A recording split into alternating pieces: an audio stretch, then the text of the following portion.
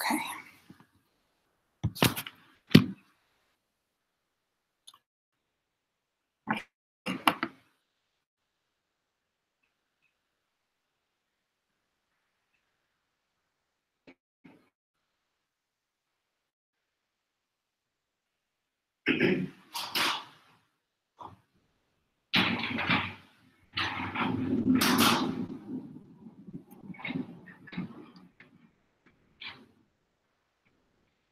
So Linda, what's new? What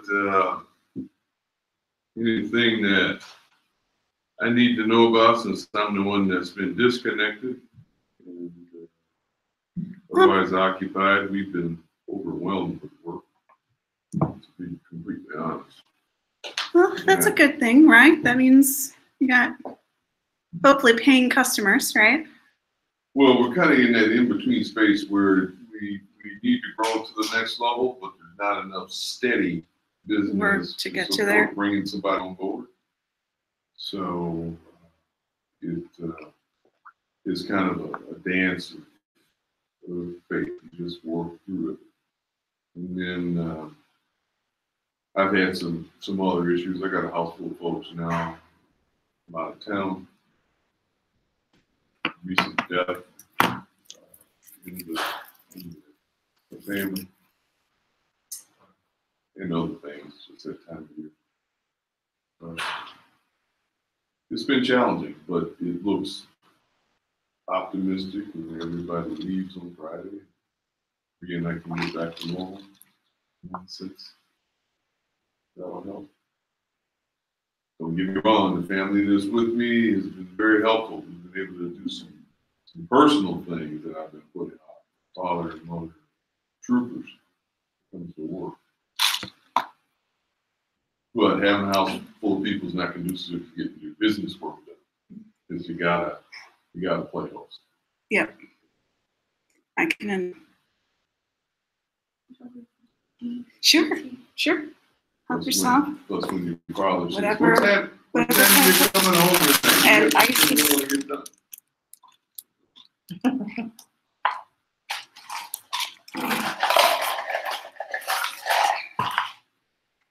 You get nice and hot running around, getting ready for everybody too, right? Yeah.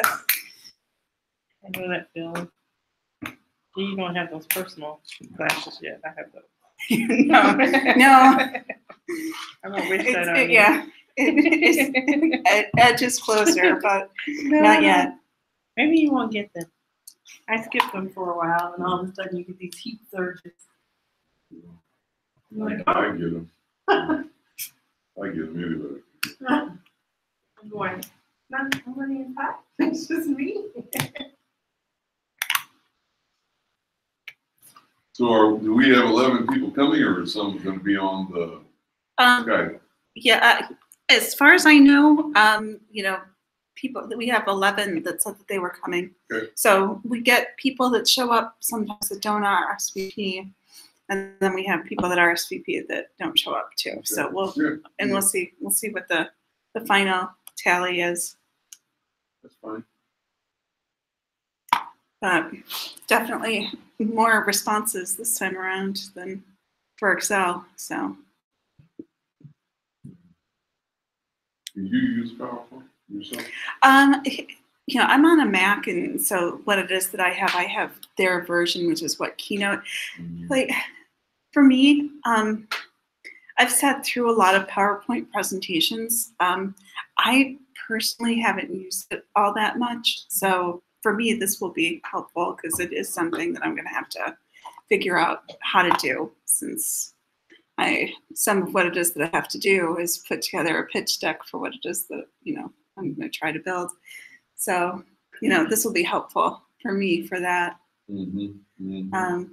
But yeah, it's weird. Like some people are really good speakers, and so like their PowerPoint presentations pretty much consist of maybe 5 slides, like welcome, and then like a funny joke, and then just keywords, and then they're just speak contemporaneously for whatever time. And so in some ways I like them because they put time into the the talk itself. And then I've had other people that just rely on PowerPoint slides way too much. They like use that as a substitute for their speech.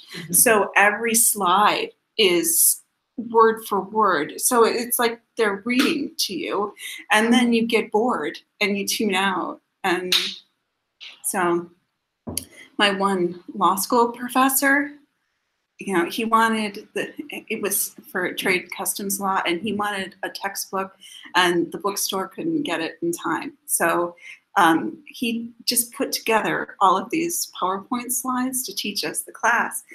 And then, and he was one of those, it was like word for word what it is.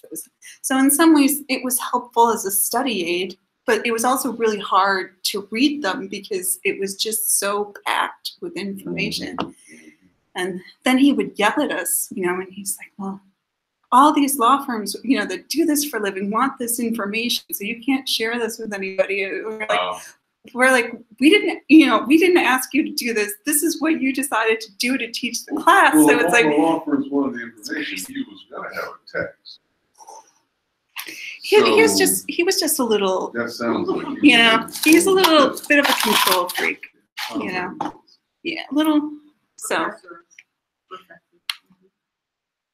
So somewhere in there is a happy medium, with presentations where you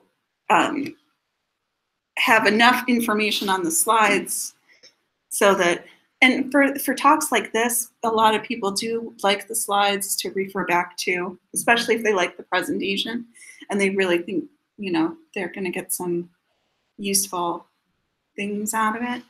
So then it's helpful to have slides that can have enough information, but where you can still read them, and it's not word for word your entire presentation.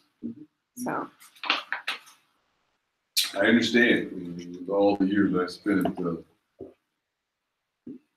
the real corporate side of things, in the Fortune 50, I don't think a week went by when I wasn't sitting in somebody's PowerPoint communication. And it's painful. Yeah, some of them can be very, very painful. The more narrowly defined your audience is, the more painful the PowerPoint. Because everybody's supposed to know all the basics leading up to this discussion. Therefore, the PowerPoints get to be really academic. They get to be no visual, no nothing, just the bare facts. Sometimes the bare facts could be 3 hours long. Graphs, charts, data. I know, because even though I don't necessarily sit through these presentations, a lot of what it is that I end up looking at when I do my doc review projects are companies, sales and marketing presentations, private equity firms, pitch decks, things like that. So I've gone through and looked at a number of them. Pharmaceutical companies, like clinical trials. So I've seen a wide gamut of PowerPoint presentations, and so some companies do them well, and some you can tell that once somebody's designed something for them, that they just kind of reuse that same format over and over and just change out whatever information needs to be. So some companies do a good job. Yeah. I haven't actually seen, the presentation, the people giving the presentations that go along with it, but the PowerPoints themselves, you can, some people do a much better job than others. Yeah, coming up, in my experience, the marketing department, if you asked them to put a presentation together for you, which I thought was a real gift. I could sit back and 2 days before I have to give a presentation, it would appear I'd have it. And of course, if you know PowerPoint, you can modify it if you like. But it really never gets your look and feel. It's always the corporate look and feel. And sometimes that's not necessarily relatable to to your audience.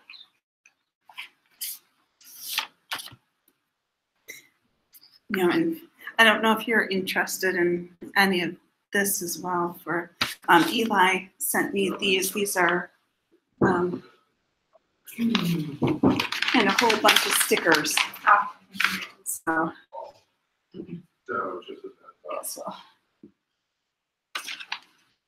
put these out, and if people want to take them with them, they can.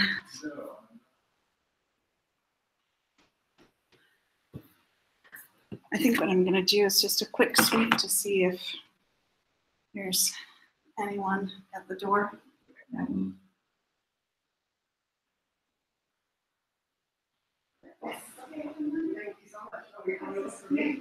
I was going to do a quick sweep. Yeah, come on in. I'm Linda, I'm the organizer. Hi, by the way. Nice to meet you too. Hi, This is Brian. Powers. All right. This is Hey. Rhea. It's a pleasure meeting you. Nice to meet you. I feel like Hi. Hi. Nice to meet you, Rhea. Yeah. Yeah. All right. So Hey. the talk's going to start about 7. So if you just want to pick your seat, and you can help yourself to any of the Awesome. refreshments. If you want water, we have iced tea, lemonade, and sweet stuff. Obviously, Excellent. nothing healthy.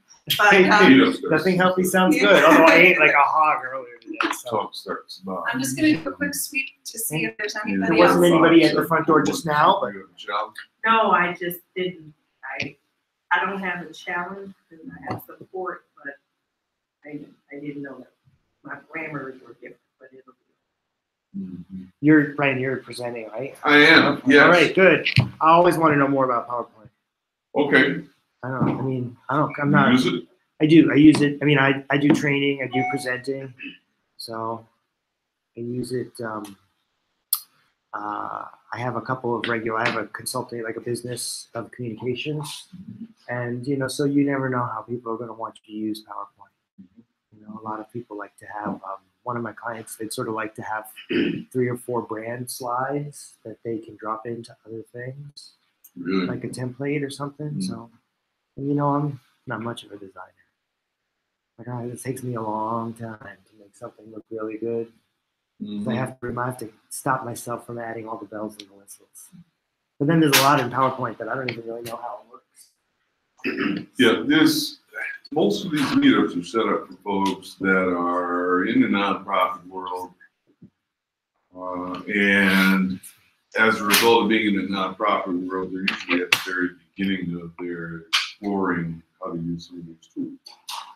So a lot of the bells and whistles we don't get into at this particular point, but what we're going to focus on is making sure people are prepared to use PowerPoint.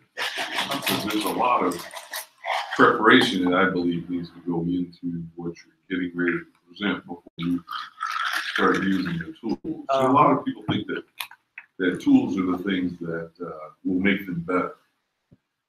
And they can enhance something that's already good. But they can actually also enhance the bad of something. Gordon, what do you do? So, I really, what I do is. We're communications companies. So when I say communications. Yeah. Well, I call what I do really marketing, because a lot of nonprofits hire me to do communications that's somehow about fundraising. So last night I helped an organization. They had an event, and they had done all the logistics and the basics, and they wanted a little bit of help at the end. I and a colleague came in, and she helped with the public relations and media outreach, placed them on Channel 7 and Channel 9. There's a National Latino Education Institute, so they were on Adelante on Channel 9, and a similar show for the Latino community on 7. And then I helped kind of run the show and help plan the program. So they had like kind of front and center were some of the stories of their successful alumni, and worked with the alumni themselves to tell their stories.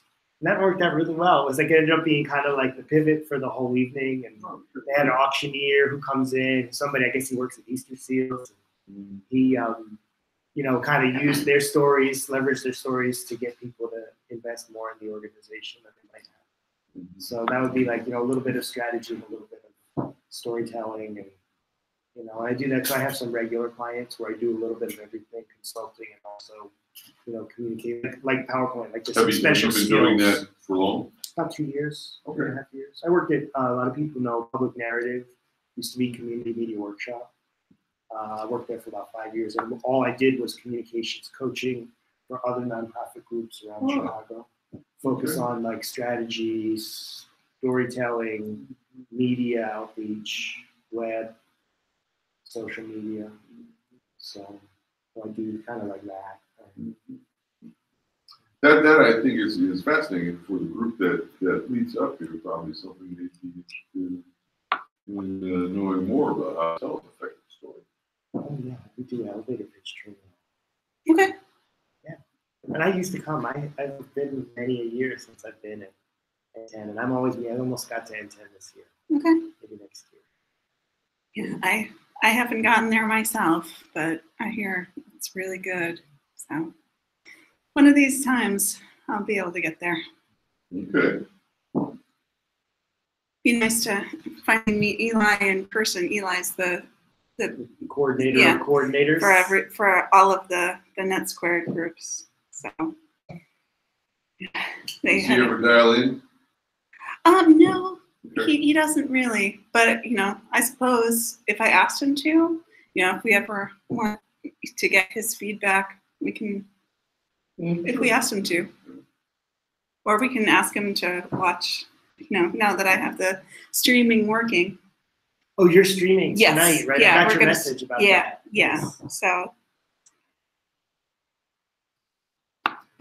and the nice thing about doing the stream is that it's essentially a copy of the Saves. presentation. So, you know, anybody, you know, it's there, and so they can. It doesn't just disappear. It's full and unedited. Right. That's true. And of course, you can't get the arugula on the stream. Watch what you say. No. So I guess we'll have to. If anybody is watching Oh, this, when you come in person, we bribe you with treats. Right? Is it on now?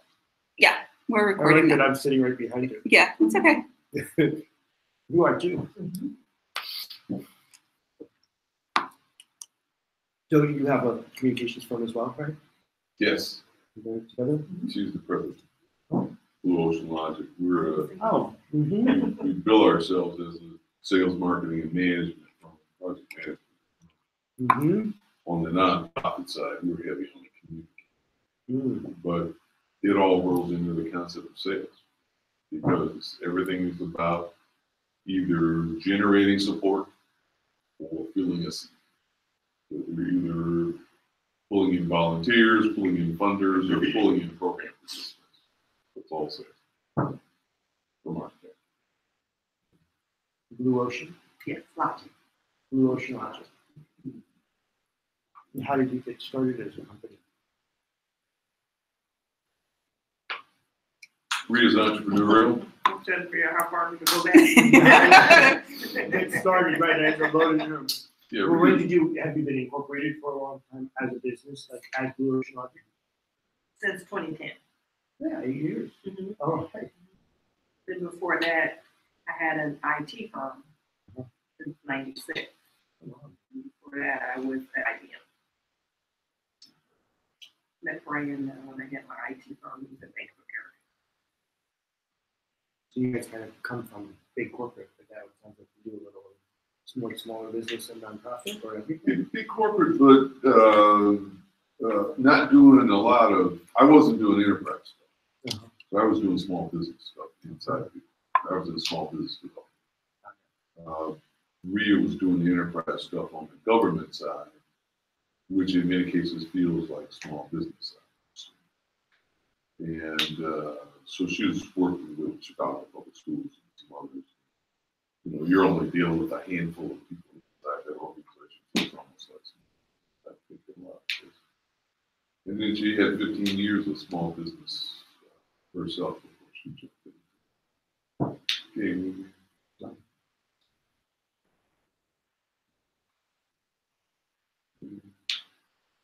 So I guess, you know, other than that, I have heard back from people for public good software, and what they do is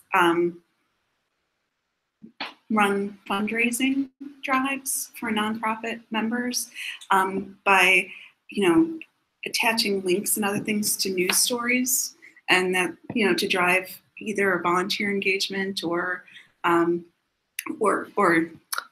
donations.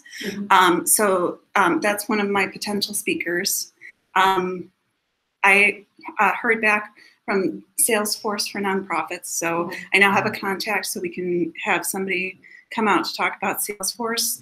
And then there's somebody here that runs a business called Nonprofit Megaphone, and that is about helping nonprofits maximize Google AdSense. Is that what it's called? Yeah. So I have and then there's a company here that does cybersecurity consulting and training. So so I have those 4 potential speakers, and if you're interested in being a speaker, if you do, so we have your information. So, so that's my good news. Is like I'm actually, come August, I should be able to at least get August, September. I'm glad to hear you mention Nonprofit Megaphone. We're considering a partnership. With them? Okay. Those are the folks that do the analytics. They're actually Google AdWords and AdWords. AdSense specialists.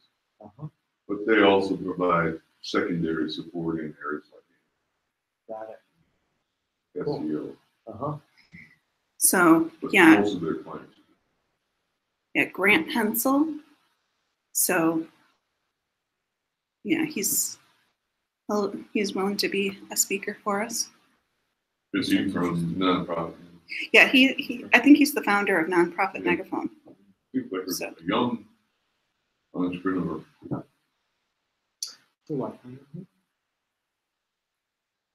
should share the password. Yeah, Thank you. yeah. No, I didn't. I did the same thing you did. Yeah, 1871. Yes. So it is. Yeah. Yeah, that's some of the reason why, I like using 1871 for these types of things, because you have in any conference room, you have the video and, good Wi-Fi. So. And whiteboards down. Yes. They do. So if you need to make any notes, feel free.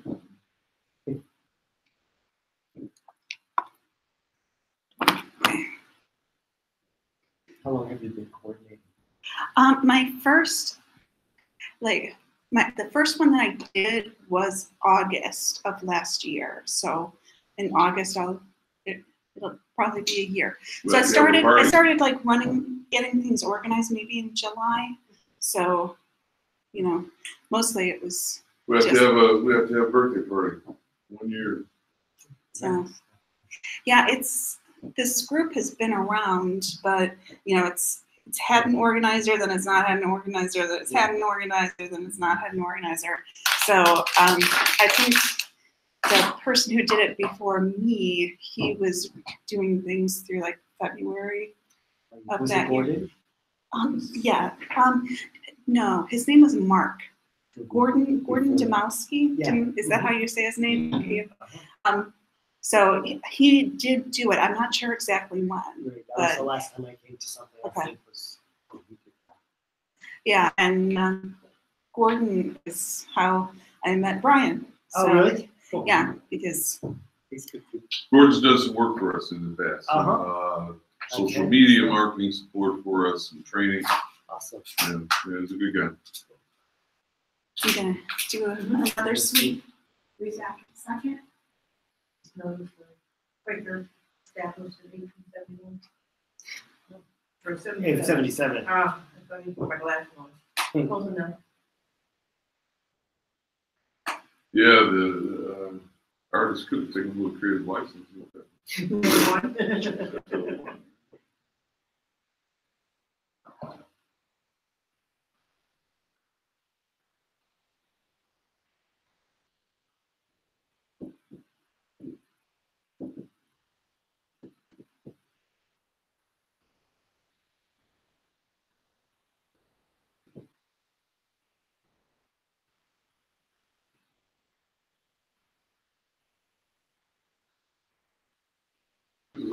awfully quiet in the evening compared to the daytime. Surprised how quiet it is.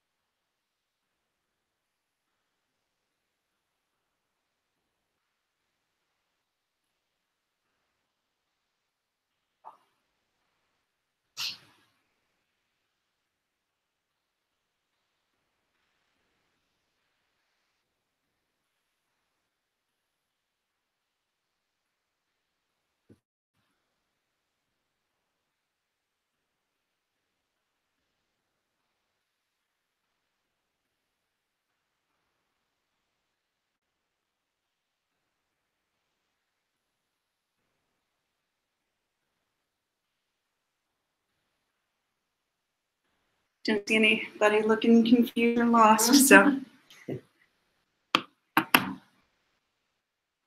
You know, it's a beautiful night. It It's is. tough to compete with this weather.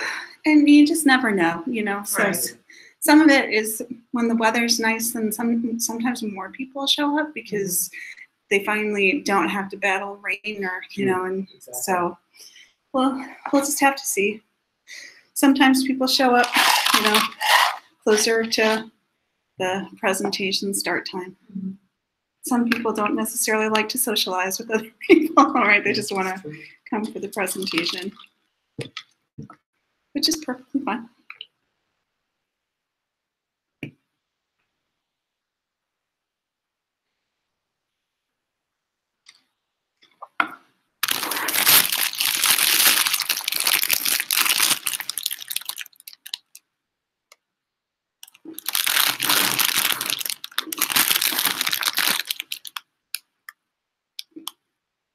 We're attending a connect with you on that.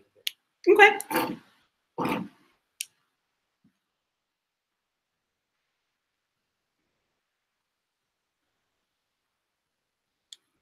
For some reason, it only wants me to send an email to you. You know what? That happens with people from time to time. So let's go the other way. You're Gordon. What's your last name? It's Mayor. Let me write it down.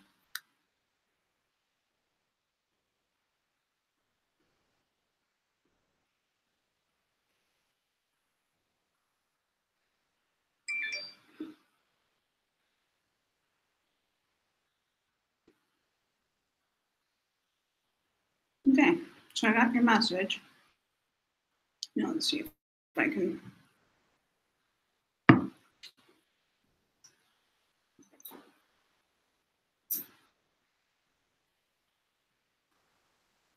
Yeah, and send in mail for you too. Let's see. There was the Okay. men's room. You know what? The best way, the easiest way is to go back outside. I'll show you. So the ladies' room was inside. Yeah. I know where the men's room is. The men's outside. room is upstairs here, but I think it'd be a little more confusing. I know where it is down the hall. That's Okay. okay.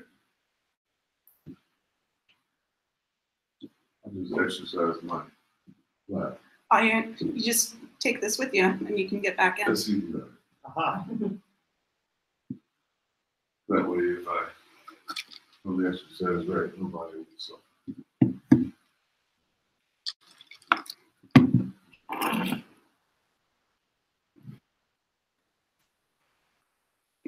Whoosh.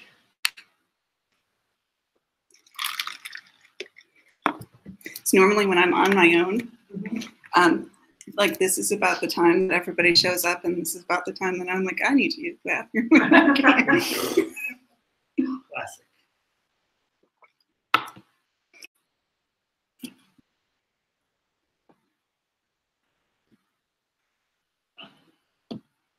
Okay, so did you get my? Because I found that you can, when you click on those 3 dots, Yeah. it can say connect there. So I tried that way.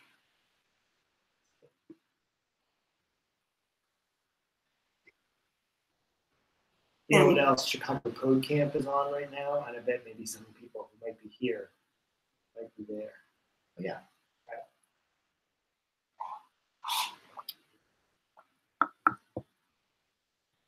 Recovery attorney. Well, I'm still making my living doing doc review, which I really hate. So yeah, right now I'm trying to not be a lawyer anymore. Trying to definitely not do doc review anymore. So, and some of the reason I joined here is, running this meetup. Initially, I went to a web developer boot camp called Actualize, and he moved. He when I went to my boot camp, we were still here, but he's since moved over by like the Rock and Roll McDonald's on Ohio Street, and he was letting me use his facility for free. But his boot camp, those classes are at night, and so as time went on, he just wasn't able to commit to me to make time available on a regular basis, because sometimes he's a very devout Jew, and so the nice things were like when Jewish holidays would fall, he's like, you can, I have had the whole space, and because it wasn't going to be a problem for him.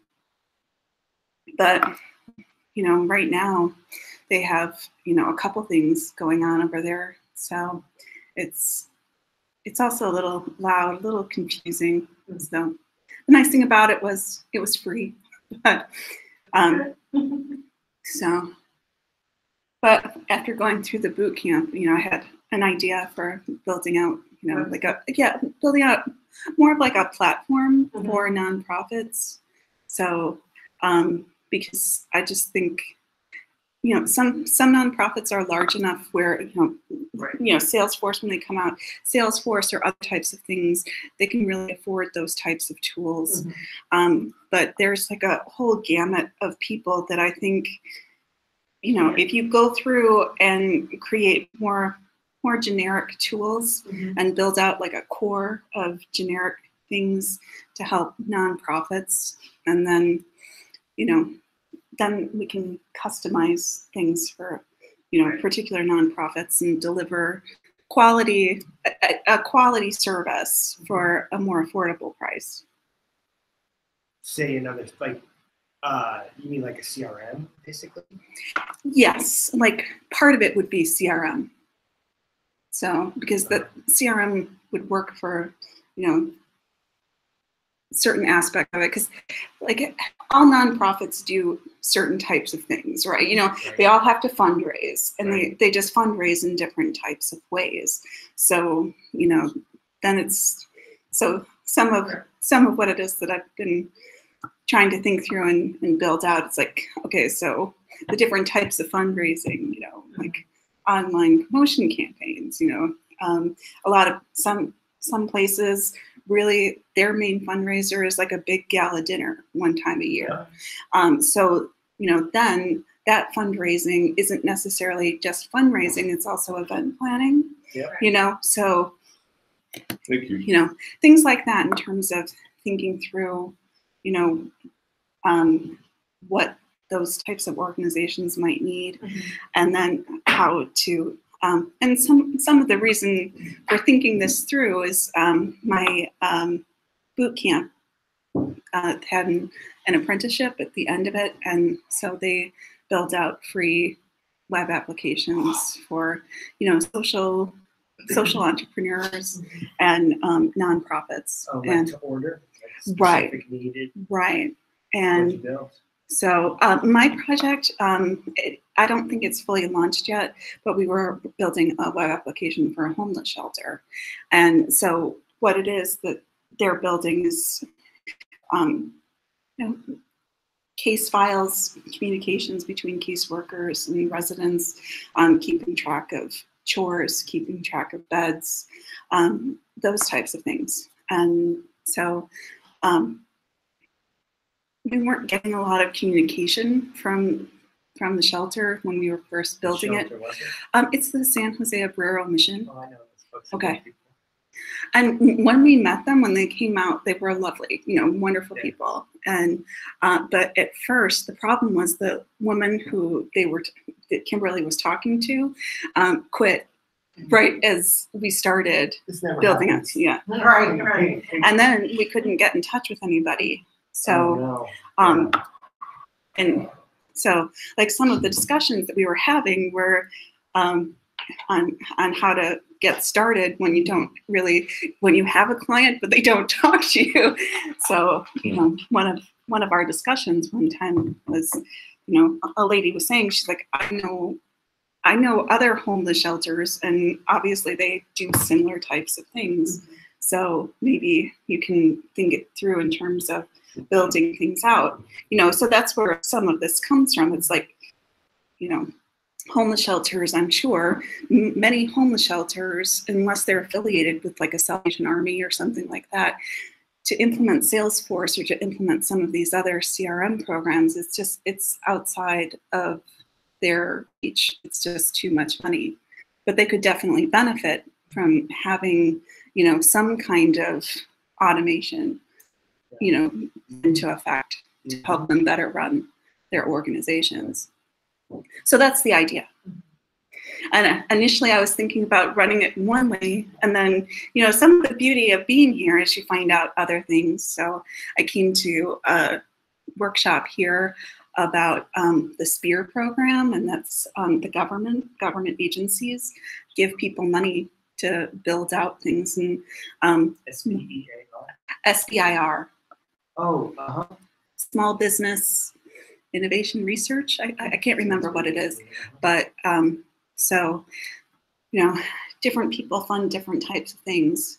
But one of the other applications that they built was for, a community. It's the disease, I think it's trisomy, and it's a really rare and pretty horrible disease. And the children that are born with it, I don't think they have long life expectancies. So, I was thinking some of the other groups of nonprofit that could really use help are, rare and orphan diseases, because it's a similar type of nonprofit. They do similar types of things.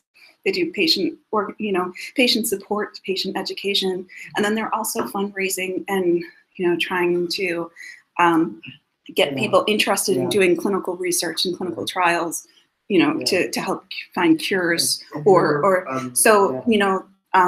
and the lady that ran that, the consultant that knows about this program, was saying, that the National Institutes of Health might be willing to fund something like that. So that's some of why I'm here tonight too, to, build, do a good PowerPoint presentation, and, have to sit down and really work my application for that, because it's not necessarily where I was starting, but it's definitely, if they give me money to do it, between people that I meet here and if I get money, I can either hire people on as consultants or maybe build a business. Just rally your resources. I mean, a lot Yeah. of times people, especially if you're just getting started with something, they'll love people to get it going. Because, I was I can talking. tell you right now, this young man will give you $200. Pro $200. That's like a lifetime. Ooh. But one of the things I do a little bit of like software writing. I work for a group, Idealware. I don't know if you've ever run across them. What they do is they do software reviews for nonprofit groups, and it's typically like stuff that's targeted at the nonprofit community. And you might find some resources there. They certainly have. Like I know that they've written articles about CRMs, fundraising software, and just did something about e-advocacy for them that just looked at all the different platforms. And I'm gonna do, it's 7, so let me do a quick sweep and we'll be I right can go back. if you want. You want to go? Yeah, I'll go. Okay, you have the key. You got it. So you're reviewing software, huh? Well, yeah, I do. I mean, I've done a lot of. I have been an operations director, so I've done like Civi and salsa management, and I'm the person who knows just enough to dangerous. I'm like pretty dangerous, so, which means I really don't know very much at all. So. Sounds like me. Yeah. You hire the people that know what they know. Well, right. That's And I you just manage do. it. So, and I think actually, kind of like what we were just talking about, kind of sounds like Civi CRM a little bit. And we had a company that was like a customizer of Civi that we hired to do something very similar to what Lauren was just describing. Yeah. One in called Catholic for some reason.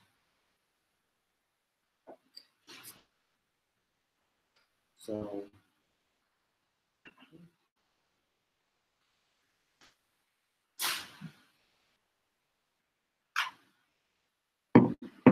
Linda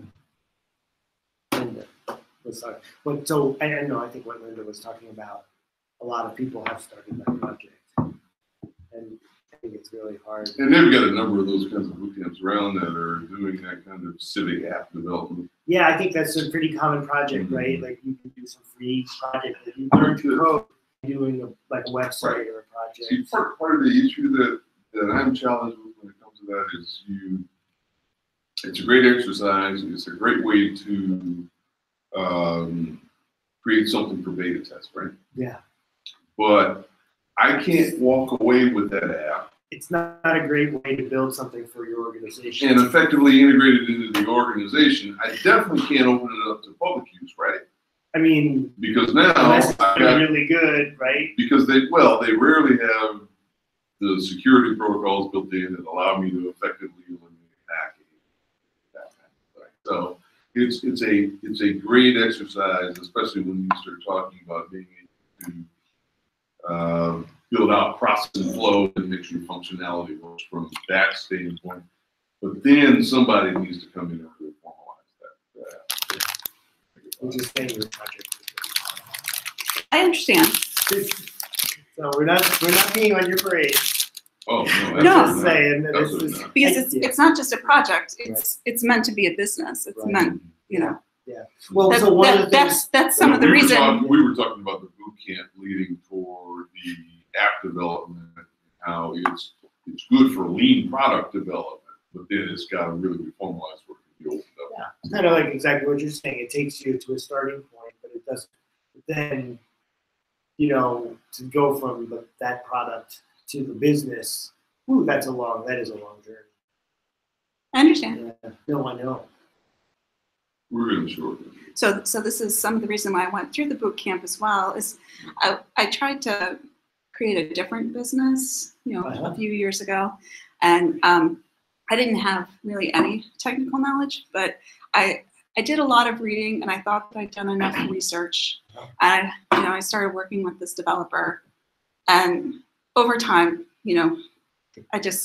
some of it is that I don't know like what your experience has been with male developers, but he was incredibly condescending and really didn't listen. So that was one problem, and just over time, I just didn't think that he was building out the things that he said that he was going to build out. And then he was saying, well, but you've changed things, So it just was a bad relationship. And I realized that things that I thought that I understood, I didn't necessarily understand. So going through the boot camp, I don't necessarily think that I can necessarily build what it is that I'm talking about completely on my own. So some of the point isn't that, I'm going to be the CTO of this business. Some of the point is that now I have it right. So now what I'm hoping is that I have enough understanding of what somebody's telling me, so that if they're saying you need to do it this way rather than this way, I'll know whether or not they're lying to me or whether or not. So that's some of the reason. That's some of the reason. That's a big deal right there. Like anybody everybody here that I've talked to in any kind of social situation that's building, it's a non-technical founder that's trying to build a business here. They all have similar horror stories in terms of, just starting off with a bad developer and feeling totally lied to and that they wasted their money. Okay, that's just LinkedIn. LinkedIn is very slow, just telling me that we've now connected. Yeah. So. Okay. I was thinking it might be Jeremy saying that he's at the door, but. I think last time Jeremy just found his way in. Yeah, it So could he'll be. probably just find his way in. Yeah, and we're in the same conference room, Right. so.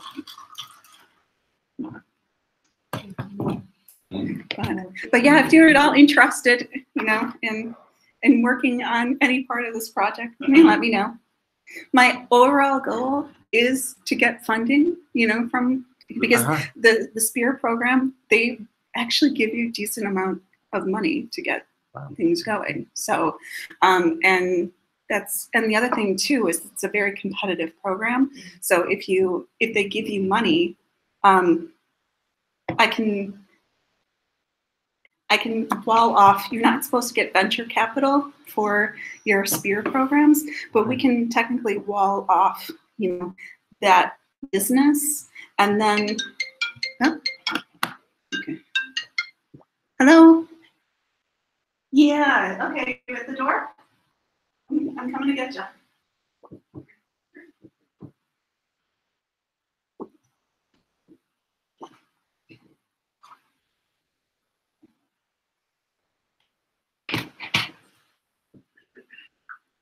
What are you using there? What's that? What are This? you using? What is it? Oh, MacBook here. What about yourself? Square or Surface? This is her Surface. She's running 16. I've got a HP laptop that runs 10. I keep trying to get back to the PC world. Why? I don't. I have one. One of the places that I work is they're PC people, so I have one on the desk that I use there.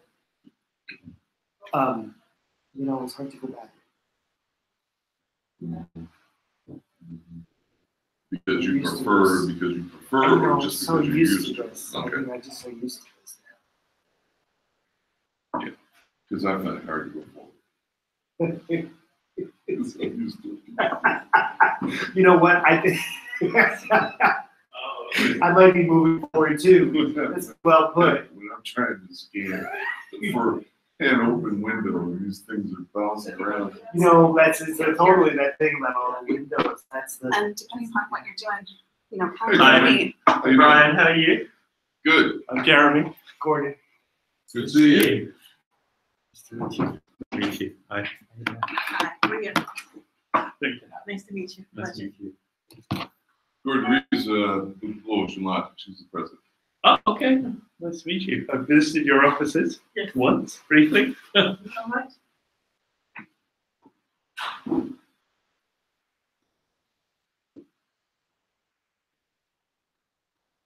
And if you want lemonade, iced tea, water, Thank Sugary you. treats. Always very well Help equipped. Yes. This is a nice, very nice assortment of treats. So. Yes. well, Corn Bakery is, relatively conveniently located. And for the most part, they always have a decent variety of things. And anytime I've bought them, they've been good. Okay. So, So next time I'm coming, I'll get the treats. Huh?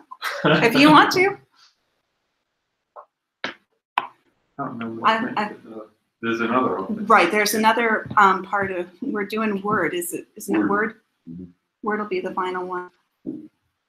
We'll talk about the integrated Excel and PowerPoint into something that improves the Word job. A lot of people don't realize that the data that you generate in Excel and the way it's formatted is easily and effectively transported to another vehicle for distribution. And in PowerPoint, you can actually get very creative around things like some of that. So you take Excel tables and pull them into PowerPoint and begin to add imagery to that and then push that out into a Word document. Now you can create correspondence that effectively presents that data. So we started with Excel so we could begin talking about the data management that's available, the Microsoft tool. Now we're going to talk about PowerPoint and how to visually represent any information, whether it's data or concepts or the rest, and then we'll talk about Word, how you pull all that stuff together and push it out. So I guess we should get started. Sounds like a plan. Okay, very good. Since that was the main attraction, right? That's what brought people out. So let's learn about PowerPoint. Okay. So folks, again, Brian Powers, now that everybody knows me and I know everybody, but everybody doesn't know each other. So why don't we just share a little bit so that we know who's at the table, and then we'll get right into this, into my vision of how nonprofits want to take a look at PowerPoint. I'm Gordon Mayer, my own firm, Gordon Communications. I use PowerPoint as a presenter and a trainer. Do a lot of training on communications for nonprofit organizations, various kinds. And I also use PowerPoint for things like helping organizations that need like an identity deck, something that they can use for branding. Rita Steele, Louis Shamaj, sales marketing management. Linda Settler, I'm the organizer for the Meetup. And so, I am trying to build out, a platform for nonprofits. So that's why I decided to join. Plus, when I still haven't managed to get Google people yet. So I'm going to go back on getting Google people because the reason that I started on this was I got Google for Nonprofits for my church. And so I was hoping to get Google people out to talk about how to maximize Google for nonprofits. And that I still have not managed to do. But so that's me. Well, but you got Nonprofit Megaphone coming out, which right. is going to be which is right. Right. Okay. That'll cover a piece of,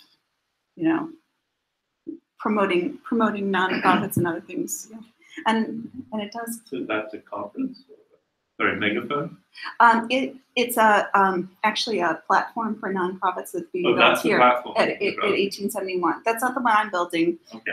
Grant is building it, and so it's an actual website. If you want to look at it, it's nonprofitmegaphone.com, I believe. Mm-hmm. And so. And they're located here in Chicago. Yeah, I'm pretty sure he's out of 1871. What's your platform called? What's my platform called? I have a couple names in mind for it. It's not built yet. Okay. So What is it, or will it do? So the overall idea is to provide either combine like Squarespace, Wix, things like that, so that you can get a website if you need a website, but then also create either applications or mini applications within that for designed specifically for nonprofits, to help them volunteer management, fundraising, donor management, running their executive board, things like that.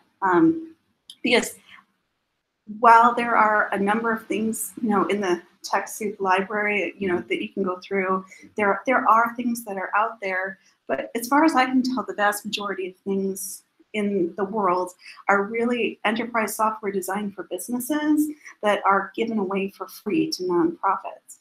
And that's not that's a bad thing or that you don't get useful tools out of them.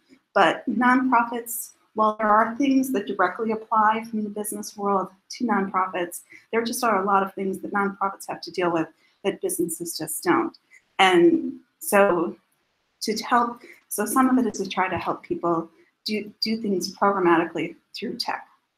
And I'm going after smaller organizations, people that may never ever level up to where they can afford a sales force, Sure. or afford the people to actually understand it. Right. So it's free, right, for nonprofits. Salesforce for nonprofits. Salesforce gives people 10 free licenses. Okay. but the man that came out that was the CRM manager for the Salvation Army was saying that for an organization as big as the Salvation Army, even though it's a nonprofit, they pay a lot of money to use Salesforce. Right. So, you know, it really, and he was saying to The people, basic package is something like $5 a seat per month, and that doesn't give you much of anything. You start to add the plugins in, then everything goes up exponentially. and the The more, temporary and the more licenses. licenses you need, you know, that cost goes up Right. too. And the man that, you know, ran my boot camp was saying that just to implement Salesforce for a nonprofit that he's on board for is going to be $100,000. So like these are things that for some organizations that they'll Yeah. never be able to No, afford, absolutely. but they can definitely benefit from having tech tools to better organize themselves. So that's the idea, is it may never be as robust as a Salesforce, it may never be as flexible, you know, but if we can design things that, you know, help nonprofits accomplish 80% of what it is that they need to do in a really helpful, affordable way. And some of the other things that I used to work on, you know, I was in legal publishing, so CCH, what they were doing was trying to build compliance tools. Oh, you're with in- CCH? Yeah. Okay. They were building compliance tools into, you know, their online platforms. So that's another thing that, you know, we can build in, you know, checklists for things. We can build in compliance tools. We can build in, you know, yeah, that was my first real law job out of college, or out of law school, I should say. So For me, it's all perspective, what I would like to be doing. I mean, I've had a career in corporate America, most recently with Aon for about 13 years. And I had a little dalliance with a startup, which had a lot of dysfunction. And what I would like to be doing is developing a consulting business around software for nonprofits. I'm very Microsoft oriented myself, whether it's on the back end SQL Server, whether it's BI, whether it's you know, I'm very into Excel and VBA, and you know, and so putting these pieces together is kind of my technical expertise. Long term, and Brian and I had this discussion. So I'm starting to, very early stages, starting to talk to the Youth Job Centre in Evanston. They have various, you know, use of pipeline type projects, but I'm not sure if any of them are big enough to get pipeline grants that you mentioned. And you know, they were somewhat receptive to the idea that you could build a consulting operation around technology that actually brought in high school kids who didn't want a degree but were sort of showed technical, you know, aptitude, and by partnering with companies and taking, you know, the risk of bringing these people on board, and that's where the public, you know, money comes in. That would be a way of, you know, smoothing their transition into companies where they can actually, because as we were talking about, what's the business model for doing consulting? You go in, you know, you build some software for them, and then you say bye, and oh, by the way, if you need anything, you got to pay us, right? And so the model would be, you know, on the client side, you know, guess what? We're giving you someone who worked on this project, you know, someone here who would, you know, really like to be engaged in what you're doing, who really understands what we built, you know, at a certain level, and you know, they've been able to learn all this stuff. And, you know, so that's something that, and that takes a degree of scale. Which but right now, I mean, at this moment, I'm engaging with actually 4 different people say they want to give me work on a pro bono basis. But it's always like financial season ends at the end of the month, and then I'm either going to get nothing or I'm going to be absolutely deluged. I don't know. But my plan is to do that for 6 months, and then, you know, start to build something.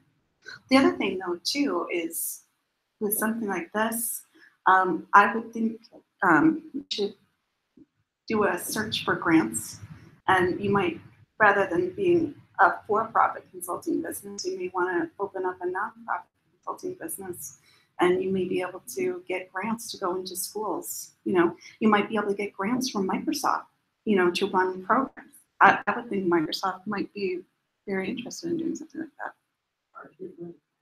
Is it? Okay. Well, but there would probably be, there may very well be other, you know, the Department of Labor, like others. There's got to be people out there that available for you know, anything associated with especially employment. what you can do is prove that you're helping businesses get Right. people, skilled people that they need. You know, so long as you can prove that you're effective. So yeah, I mean, there's a good synergy with what the Youth Job Centre and some people in Evanston are trying to achieve as regards, you know, the pipeline between the high school in Evanston. ETHS is very good at getting people through college, but there are a lot of people who really Just don't want to wanna go to college, you know, and there's no real transition for them, and so that's something that some people in Evanston have really taken up. And you know, my hope is that by engaging with them on, you know, this early days, that, you know, they will have. But yeah, absolutely. I mean, Brian mentioned these Illinois pipelines. State of Illinois Talent Pipeline Grant, which is looking for partnerships between private sector, nonprofit, and education if at all possible. And since Jeremy has a relationship with a nonprofit in Evanston that's interested in being part of the management process, since he's for profit, it's not required that you have the education academic component that's built into it, because you're probably going to bring in some people through the training with this certifiable training. It's valid, and the talent pipeline grants go up to $500,000 a year. What they do require, as we discussed, is a MOU from the people that are going to be employing folks. Without an MOU, they really kind of put your application to the back. But if the Evanston organization is going to be able to secure a couple of companies that basically say, hey, you get the people up to this level, we'll take them on for 6 months, then you will qualify for something. And we can talk about that. And some of what you'll have to do is pitch. So let's talk about PowerPoint. Yeah. That's fine. And, again, I'm Brian Ponars from Blue Ocean Logic, and what we're doing is running the series of Excel, PowerPoint, and Word for nonprofits. The information I got from Linda is that most of the folks that attend these particular meetups are nonprofit organizations, many of them smaller, getting themselves together. PowerPoint is one of those tools that everybody has had some experience with, and everybody usually screws up some kind of way without even knowing it. Everybody sat through PowerPoint, and everybody has had pain points pushed when it comes to sitting through PowerPoint presentations. So the way to really address this today is to talk about what PowerPoint is and what PowerPoint isn't, and how nonprofits should actually consider looking at this particular tool when it comes to making their life worthwhile. What you'll find is that more and more businesses are starting to say, PowerPoint is terrible, get rid of it. What we need to be doing is having conversations with people rather than standing up there pushing content out to folks that really are forced to sit in that audience and watch these PowerPoint presentations.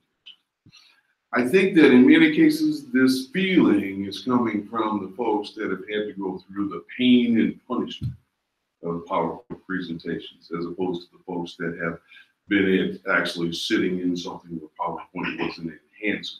It was salt and pepper to the main dish, right? So with that in mind, we want to look at PowerPoint as being something that is creative, but at the same time, a vehicle that conveys data and information. So if we look at it as a creative tool to convey data and information, then for those of us that know our biology, we're addressing both hemispheres of our brain, right? For those folks that are hardcore corporate people that have actually sat through PowerPoint presentations for data and graphs and charts and all the rest, only addressing one half of those hemispheres. And for other people that look at PowerPoint as a way to do all of the fancy bell and whistle type artsy things, you get people that sit through that and say, but what did I learn, right? The goal is to fuse these together. Now, how do we, in 35 or 40 minutes, get this information across? And I started out saying, let's just go through all the tools that are available and functionality associated with PowerPoint. But then I started thinking, if you're not a great presenter, those tools are just going to enhance those areas that you're weak in, making them weaker in some cases. Because the real issue is, what am I presenting and how am I putting that information out? In other words, who's my audience and how am I going to reach that particular audience? From a nonprofit standpoint, your audience can be quite varied. We can have a room full of funders that are all corporate or all government, which means their thinking is along the same narrow path. Or we could have a room full of donors, moms, pops, and other interested folks, which means that they're going to be broad and diverse with regard to what's pulling at their heartstrings.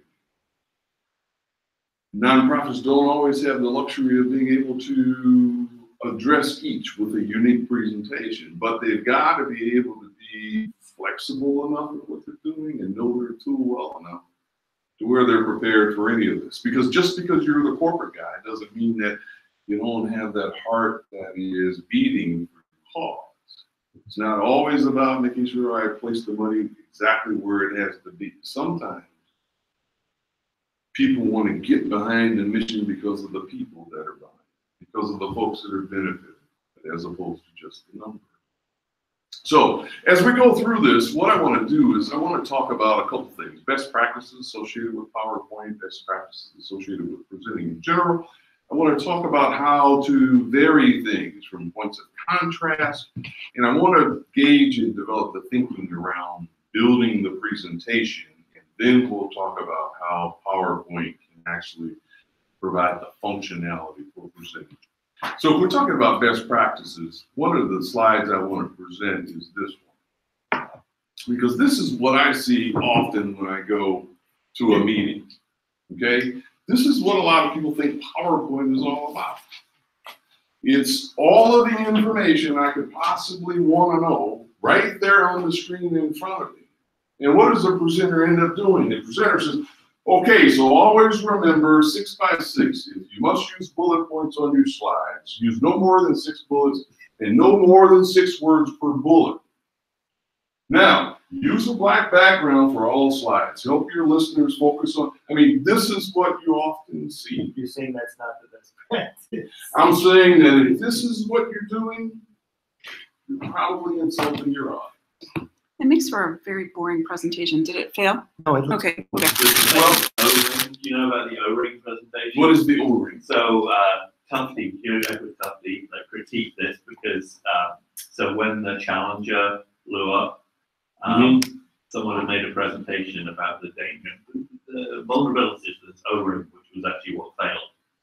It made a PowerPoint presentation. It looked like that, and it went, Yeah. you know, Yeah, and this is very common. I mean, what do we see here that's an issue? Now, the content is valid. So what I did is I made sure that the content that I put into this particular slide is a valid set of elements to know for an effective presentation. 6 by 6, okay, so no more than 6 bullets per page, 6 words per bullet. That way folks don't have to do a heck of a lot of thinking. Black background is for contrast. A lot of times when you've got something that blends into, in this case, we're edge to edge, but a lot of times the device you're using isn't edge to edge. It's framed around black. So black backgrounds help your content pop off the page. Templates can be a problem only because people overuse them. especially when they start talking about moving their logos, slide after slide after slide. We'll often see a major Fortune 50 company that will always have their logo on every page of a 40-page presentation, as if you don't know who you're meeting with. Make sure you remember. Images are always more valuable than words. If you're forcing people to read, and you're forcing people to see an image, and forcing them to listen to you while you're presenting, there's 3 areas of conflict and distraction. So the goal is to eliminate some of that. And the easiest thing to eliminate is that reading, because when people are reading, they're not listening. Okay? And then you always run into people that end up saying, "So sorry, I know you can't read this. Let me tell you what it is." And it's usually around diagrams and the rest that they pulled in from a secondary source. So what would this PowerPoint page look like, and how would it benefit the audience if we only had the content bolded and we got rid of the rest and just spoke to those other pieces? Instead of forcing people to not read it, because nobody's going to sit down and read all this while you're presenting. What does this look like when we take everything else away except what's bold? We start to fall in line with this 6x6. We'd have 5 bullets. We'd have 6 or 7 words max in each bullet. And folks would be more comfortable when this slide flashed. What you don't know is your mind, when you saw this slide, automatically went, "Oh." Took me what it does. "Oh, I have to read that." And you're not going to read it. Okay, let's just get with that. So let's talk about contrast a little bit, because this is going to be important.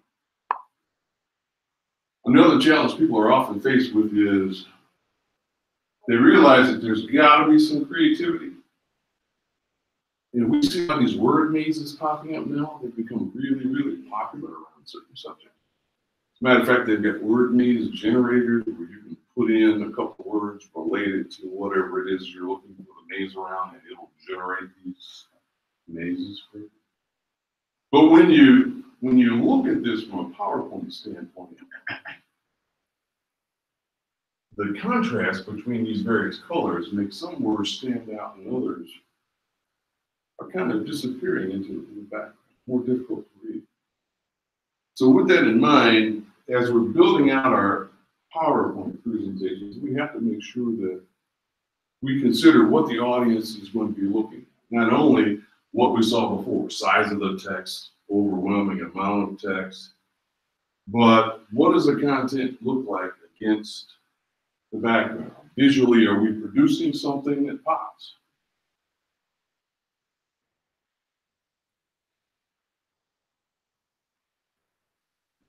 In some cases, black gives us even more pop than white does. If you look at the word donations, A on black background versus white, it really jumps out at you. So from a nonprofit standpoint, if we're getting ready to make a major presentation around donations and support, and you're using this particular word maze, you might want to use a black background, because subliminally what you're really pushing out to someone is jumping on. So see, PowerPoint becomes, again, part of that left hemisphere, right hemisphere when it comes to developing the content. And then the tool provides you with functionality that allows you to take that content and do something. Okay, let's go back to one of our full text screens. A lot of text like before, except in this case, we got a black background instead of a white one. We've also increased the size of our font a little bit. We've added in the bullets, but we've still got these long bullets, but there aren't too many of them. Right? What are we saying here? Nonprofits share too many stats and too much jargon and don't have basic conversations about the work that we do. What this is really all saying is that storytelling is where nonprofits need to be. When it comes to sharing information out into the world, if nonprofits aren't able to tell the story then they're going to be challenged with their audiences. And they've got stories to tell. Even those that haven't effectively gotten out into the marketplace yet have stories about what it is they'd like to do, the audience they want to serve. Right? And this is what folks would be looking for. This information here is good information, but the way it's effectively formatted is a problem. This piece at the bottom is of significant importance to me, because what it's basically saying is that if you're a nonprofit and you want to get into the minds of your audience, use a persona. Create a fictional character that represents your audience. What does my audience look like? What's the profile? And then build your presentation against what that profile is going to be looking for, that persona, right? So that way you know that when you've invited everybody in and you've got an audience full of folks that are waiting to hear from you, you've already built out. Okay, we're going to be talking about personas. Okay. Let's raise the size of the text again. Big difference from where we originally started. A lot fewer words, still a lot though. We're getting closer to 6 or 7 with regard to our bullets. This is a lot easier to read than that first slide that we saw, because larger fonts, less content. At the same time, the way it's formatted means that we automatically start here where we see the bullets, and then this becomes secondary. Primary, presenters often read slides to their audience when words are so tiny nobody can see them, which means they have to in some cases. Slides are too dense with words and bullet points, and the slides are cluttered with content. We've seen examples. And then the rest is anecdote, which means that your audience, if they don't want to necessarily go through a lot of reading, this isn't going to add a lot of value. This just punctuates everything that we've talked about. And the way it's structured, you would know that. The critical elements are the ones that are bulleted and laid out.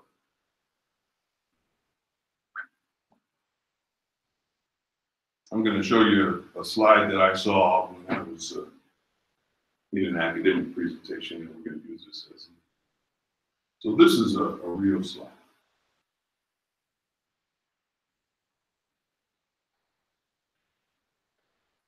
I was in a presentation about Edgar Dale's cone of experience. If anybody's familiar with that. The cone of experience is what trainers use when it comes to determining how they're going to share material with an audience. It basically says that if your audience is reading content, they retain X amount, 10%. If they can actually visually see what's going on, they retain a bit more. But when this was presented to me, it was presented this way, with the script to the class I was in. And you're forced to read this. There's no demarcation in here with regard to the importance of any element that's critical to this particular thing. And if the presenter is just reading through this, I'm feeling a little not happy, right? I can read this. And if the presenter isn't reading this, then what is all this up there for? Okay. So it really gets interesting when you start to see the visual that's associated with this. And this is the visual that accompanies it. So you go from that text to this. And this is a full explanation that I want my audience to visualize as I'm going through my cone. So the cone. And what it basically says, because I know you can't read this, right? Remember the bullet from earlier? I know you can't read this. So now the presenter has to say 10% of what they read, they remember. 20% of what they hear, 30% of what they see. Well, we've all been in presentations where somebody's taken something out of a magazine, offline, and all the rest, and inserted it into a PowerPoint. What's the value if the audience can't read this? we've done everything right. We've got our background that's popping off. We've got our font that's large enough. We've even included where we can find this so that we're not stealing any content. We've got the reference. But this is lost to us. Let's take a look at how this has been cleaned up by one of the sources I saw online. This is what they brought. Big difference. Much larger fonts for the information. Color that's added that draws your eye to the center. But that's a lot of stuff. That's still a lot. When you sit there and you're trying to make sense of this, that's a lot of information they have to try to process, right? And what's primary? I mean, what's critical for me to know versus everything else? I don't know. I could presume it's this, but I don't know what this is without being informed over here. All right, this just says read here, view images. So it looks like this is informing all the rest, which would make sense because we read from left to right. But visually, I don't see anything on here that says this is what's critical for you to know. If anything, I would assume this is critical to know because this is jumping off of the page. But then when I look at the content, it's like, that's just punctuating this. And then this is completely lost over here. Because if I can't get these under my belt of control, I definitely can't figure out what that is. Because that's tertiary. So what do? Maybe what we do, and what I wanted to do, is take something that was real, because nonprofits have to work with what's available to them, right? They gotta use the resources that are available. They're not always gonna have a great graphic designer to build something from scratch. Let's take this and let's modify it.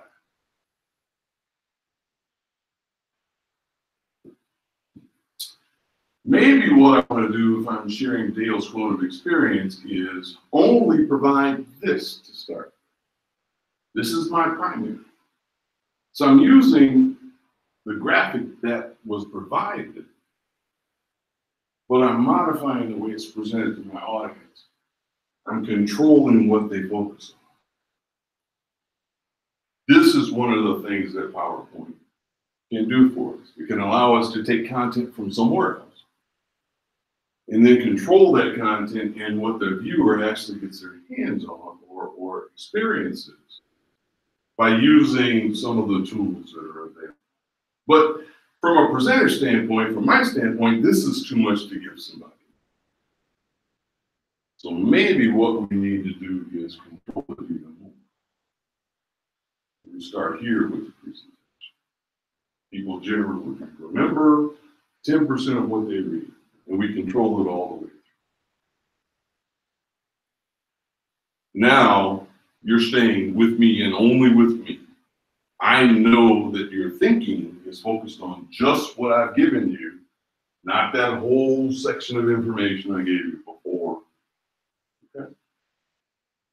And we can continue to go through. If the content on the other side was important, it's tertiary content, I can bring that in appropriately. And I can come down as I see fit as my audience.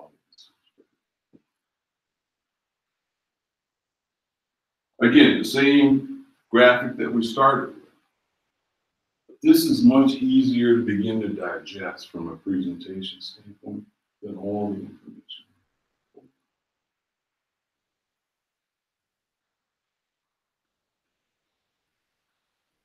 Maybe what I want to do is just focus on this top tier,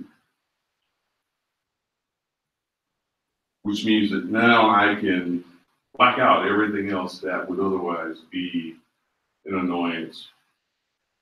And as we move to the second tier, maybe what I want to do is eliminate that top tier, because now we're focused here, so we don't need this.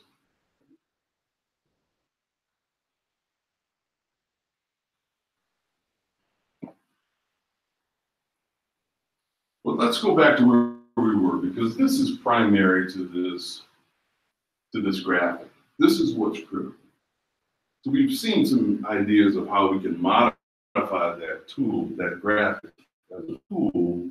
But now, if this is what we want to get across to people, often this is what we'll see someone share with us. Just a straight page.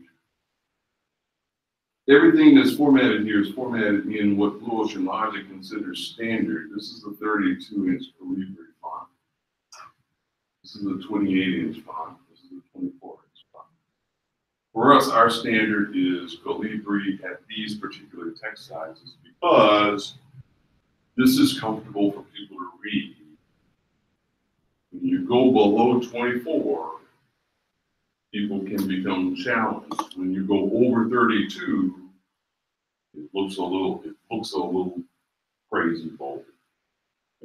This is comfortable for just about any screen set. This would not be comfortable for a print. The fonts would be overwhelmingly large. This is comfortable for screens. But that's awfully bland to deliver a lot of content. We're only at 10% because we're just reading it. Just right there. Not quite a visual, so you're not going to get 30%, right? Because you're not seeing it. Okay. So what if we added some imagery? We added in the imagery, we went back to the black background, right? Because black helps things pop. We had to dumb down the font size a little bit so we could get the imagery in there. But we still kept things not too small, not too crowded, but we do have a lot of additional space on it. But that's more interesting than this when you're working with an audience. What if we worked it this way? What if we, as we presented, just said people generally remember when we began to, like before, step people were the focus. But now the image balances where we're going. So now my audience can't go any further than I'm taking. And they've got an image to punctuate the content.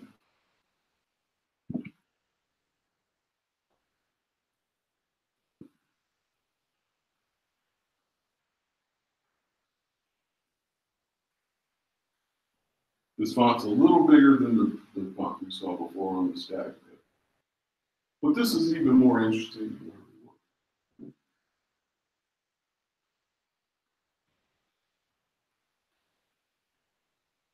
Those other images, those other slides still didn't tell a story. We started out talking about how nonprofits really need to be able to tell a story. The imagery associated with the story is something people can begin to connect with.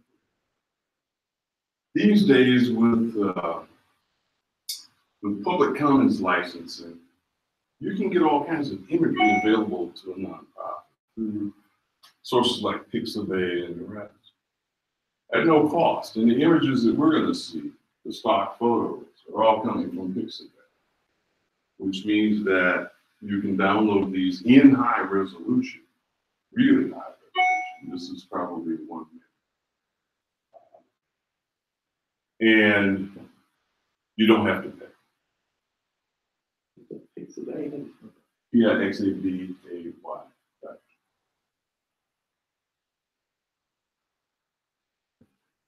So we've got the same statement we had before. People generally remember, just like we started with the original company.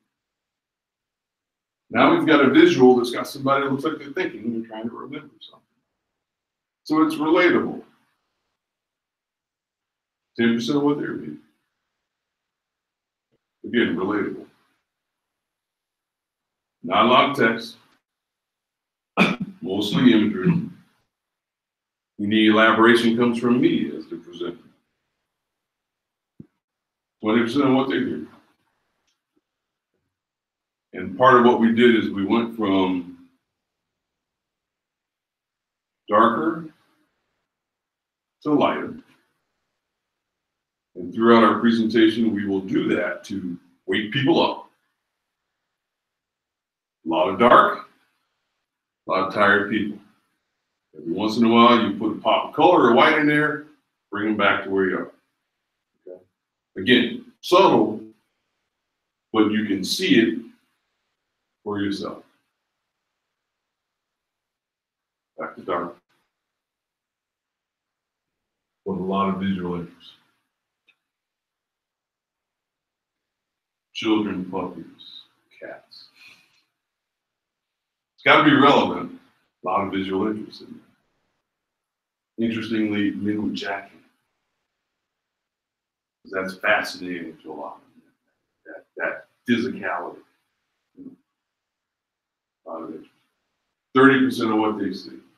Again, our content ties in with the visual. The visual is clearly overwhelming. Right? Okay. Very easy to present against something. Now, graphics are often what we have available to us. A lot of times we can find the stock photo imagery that works.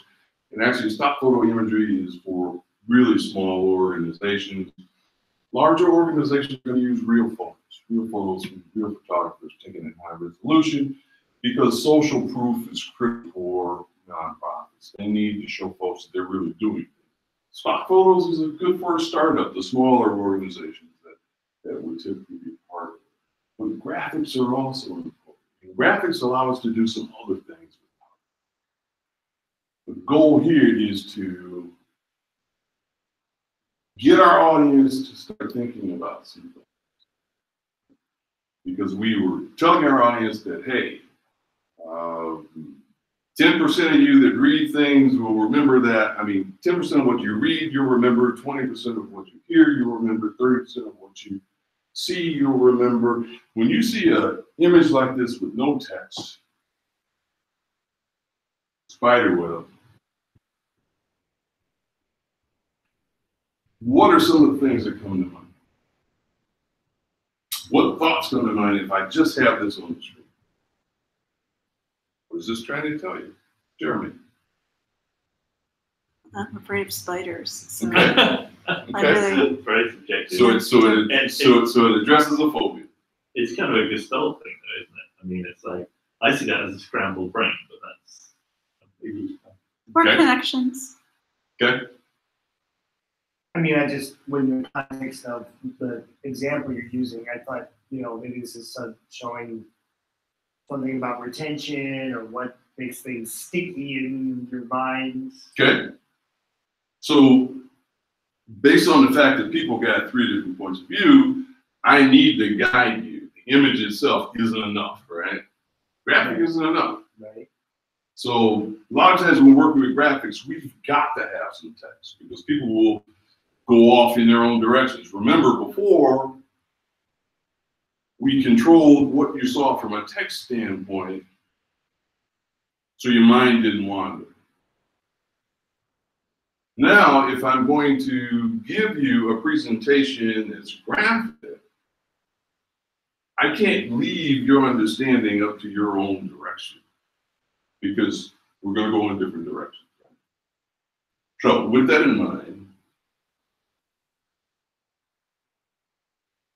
what does this tell you versus the other?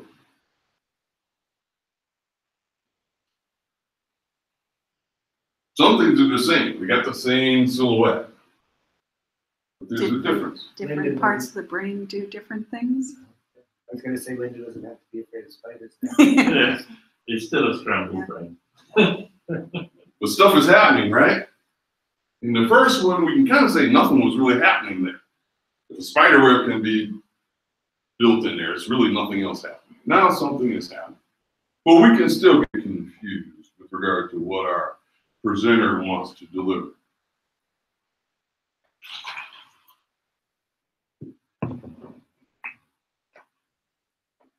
I ask you on this one, I'm going to take you right there. Okay. People generally remember. That's where we started before the very beginning, first stage. Now we've got a brain with some things, some pieces that are missing. Right? People generally remember. So clearly, those are some things that were either forgotten or some things that are about to be added. But I'm directing you with my text now. What do they remember? 50% of what they see in here. Same content of sorts. Graphic now instead of stock photo.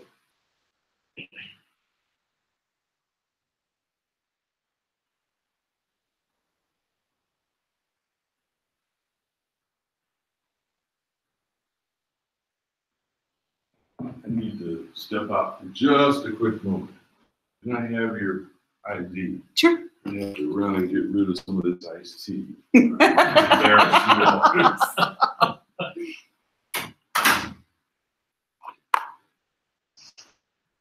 Can use the bathroom too. I'll be right back. It's good to have a little intermission. It's really a fascinating. Yeah. He's an excellent speaker. You can tell him. 2 thumbs up.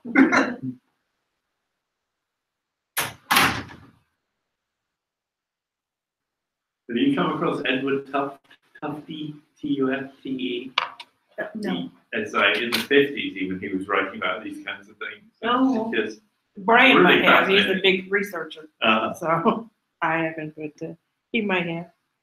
see, I cannot conceive of having done the nature of the work of that as having enough time, never mind the ability to actually, invest in something so beautiful. It's like, Yeah, it's I so powerful. can't decide if he is right brain. I think he's kind of a little both. Yeah. He's very process oriented, Yeah. but he's very creative. So that's very, very Good talented. combination. Yes, Yeah. yes. Right. I mean, he's not just doing the things that subliminally, make the right message. He's actually articulating Right, very much. right. A left brain. Yeah, yeah. Yeah, and he is. And he's a scientist. He's a biologist. Well, I like Oh, biology. yeah. Really? Yeah. Have you ever been to one of those Edward Tufte lectures? No, I haven't. Apparently, he's seen invitations for them.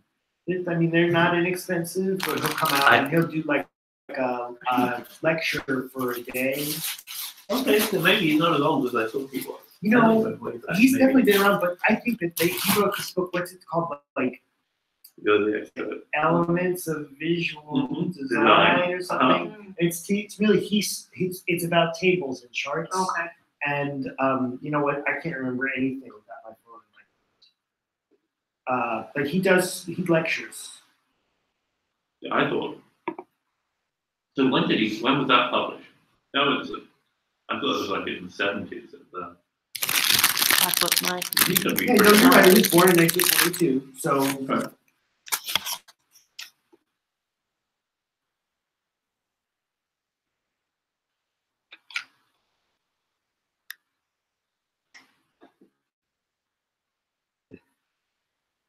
he's not a big fan of PowerPoint. He's not. He had the O-ring. Right? Exactly. Right. But I mean, again, Yeah. You know And- these and- guys. it's like the technology gets tarred with the brush of Okay, people yeah. of abuse, right? If you can abuse the technology, it doesn't mean it's a bad thing.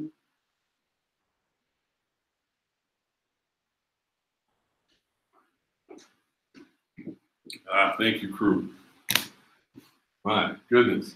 All right, we had a good discussion about what a good discussion was. What a good Yes. You are an excellent speaker. That hit me for wow, came out of nowhere. We- good balance of left brain and right brain. That Yeah. was Yeah. nice. So I think what I don't want to skip over, using graphics like this instead of the stock photos gives us a lot more flexibility. Our subconscious bias can affect us when it comes to stock photos. I'm afraid of spiders. So immediately the content I put out there might be challenged by that. Right? When I come up with something like this that gives you the visual imagery, then the only thing you've got to focus on is the content. The only point of interest is where the content flies in. I know that I can keep you focused just on what's going on. Especially if I narrate the process by saying, people generally remember 70% of what they say and write at the same time. So now the PowerPoint tool allows me to fully immerse myself in the way the content works. Again, a way for me to control my audience. They only get what I give them. In some cases, the content is so important, we want it out there first. This way you bring the jackhammer. And then we back it up with the imagery. Okay? But now I know you're going to get my point. You can't help it. It's a black screen. It's the only thing on the screen. And I can balance it with the imagery. What's my voice? Now, see, this is using PowerPoint this way forces the PowerPoint creator to really have good control over content, as opposed to struggling with regard to imagery. Get that content right first, and then figure out how to very simply and effectively get it in front of you. Some of these plans and all the rest I put in just to show different types of functionality. Trust me, you sit down through a PowerPoint presentation with all these things flying at you, it'll be just as bad as having a PowerPoint content full of text. So we're just using it to show how this works. It gets even busier. We've seen that before. Imagine if you've got a 40-page presentation to sit through and every page moves like that. Okay? This is how you punctuate those things that are big reveals. That's it. You only have 2 or 3 big reveals in a presentation max. But this is a big reveal. Okay?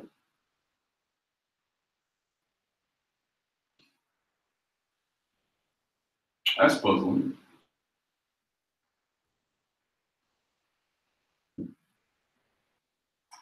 So what did I do? I forced the audience to take a look at this. This is brain function. But they had no context for it.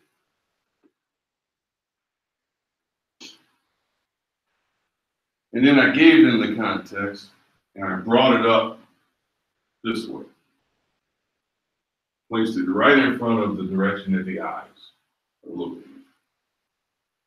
Images processed 60,000 times faster. So the first thing I did is I gave you an image. I'm giving you text. I gave you the text.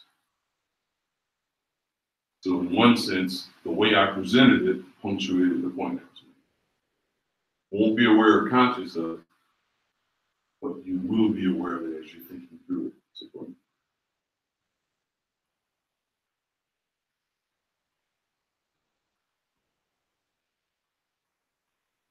We saw other silhouettes that had basic images inside the skull.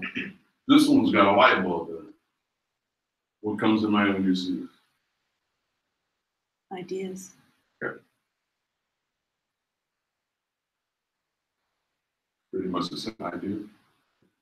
Isn't So- that the standard Yeah. light bulb going on? Right. So why is it that this didn't generate 3 different responses? Again, it's just the same head. It's got one image on the inside of it. But when we saw that 2 other times, one with the spider web, one with the brain functions, we had different ideas. Now, we've got Right? I mean, everyone knows you can mention the light bulb going. So you look at it, you immediately interpret it in that. If you did part of the have that- popular culture, right? Yeah. Part of the popular culture. So the imagery that we need to select, even though the cobwebs or the spider webs might mean to me that there's nothing going on, it could mean a number of things to my audience because that's not a conventional, that's not a standard image. That brain function thing could be any number of things. This is pretty standard, light bulb going off, idea. Okay. So functionally, that will resonate with just about any audience. So as we're putting these things together, we have to think about what's convention. Yeah, that's really hurt. If you get another convention, you'd go, oh, that was. Couple of holes here to let the heat out.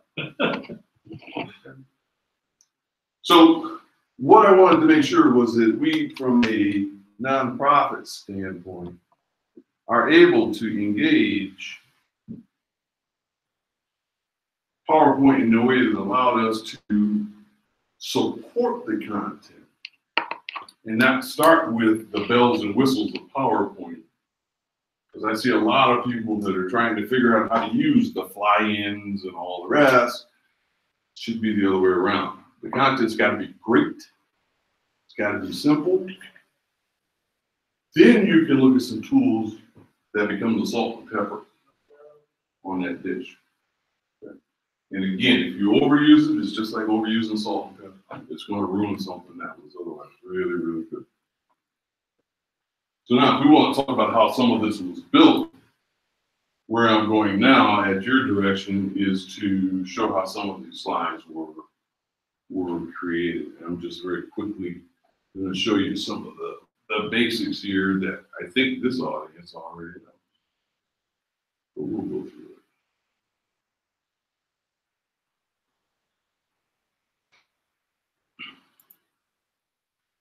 So we started out with this view, and what we did is we added in a number of shapes, and then we colored in these shapes in black.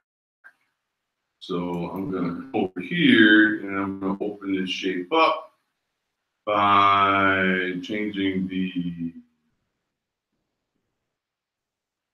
fill color. I'm going to pull it. Okay, so when I inserted a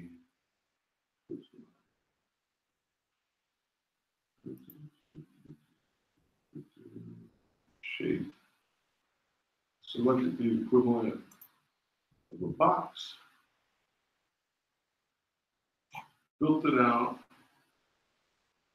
and then filled that box in black. Okay.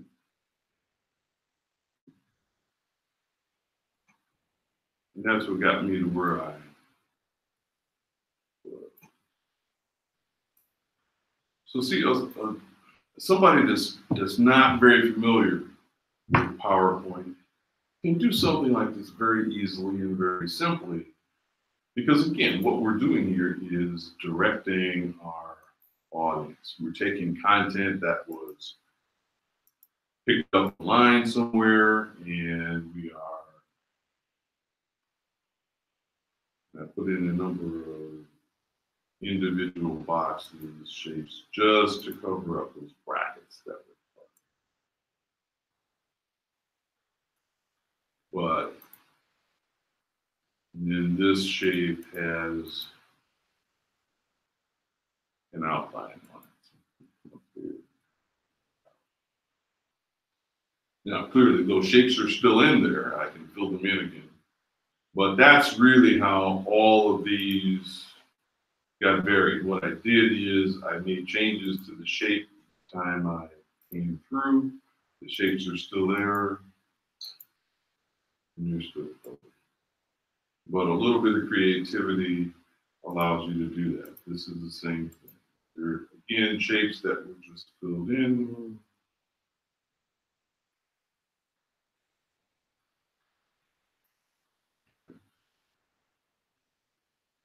And because I know the direction I want to take my folks, I can make those adjustments. In this case, we went out to Pixabay and we downloaded these images.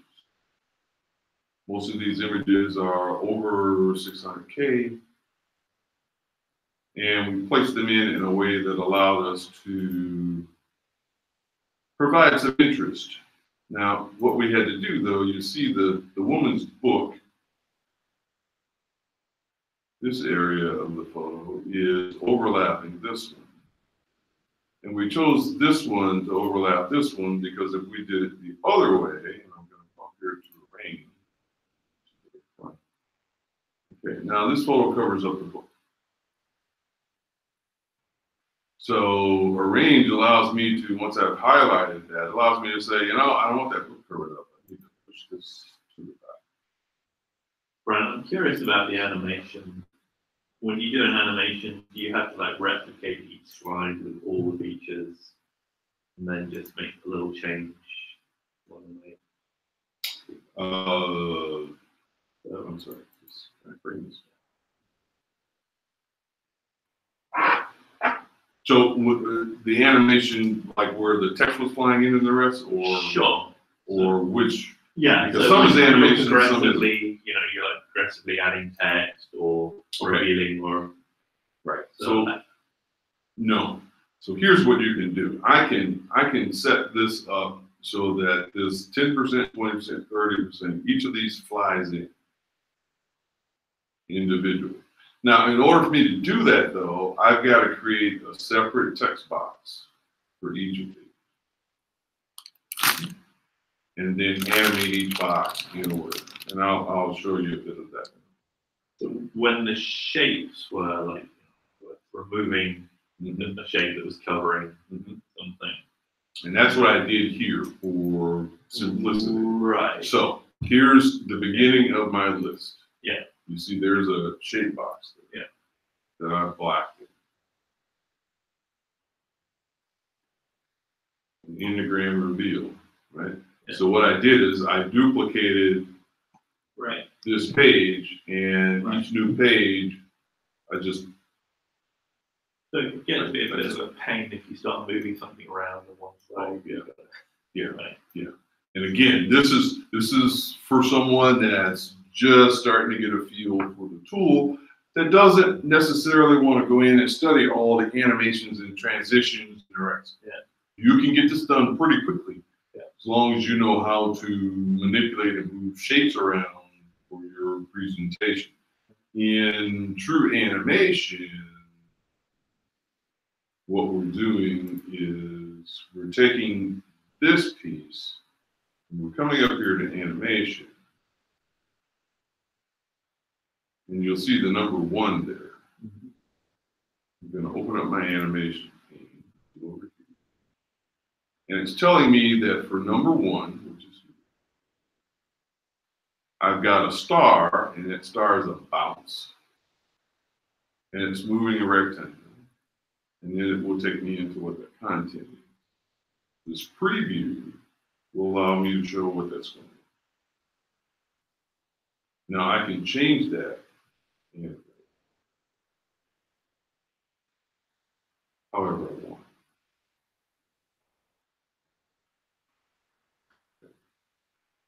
And then this one is compound animation. So you'll see a 1, a 2, and a 3. And over here in the animation panel, it tells you what each one does.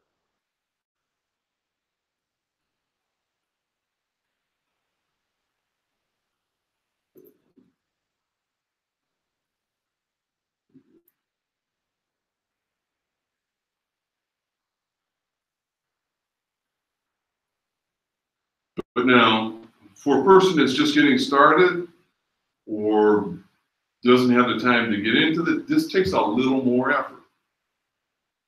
In the meantime, you still got to think this thing out before you can even get to animate, right? So you don't design for the animation, you design for the audience. Because if I just had this as a static page with no animation, it will still be interesting enough and keep people focused enough, because the only thing they're going to focus on is my content. What I've done is I've said, I got people sitting down for 25 minutes. I need to do a little something extra to keep them engaged.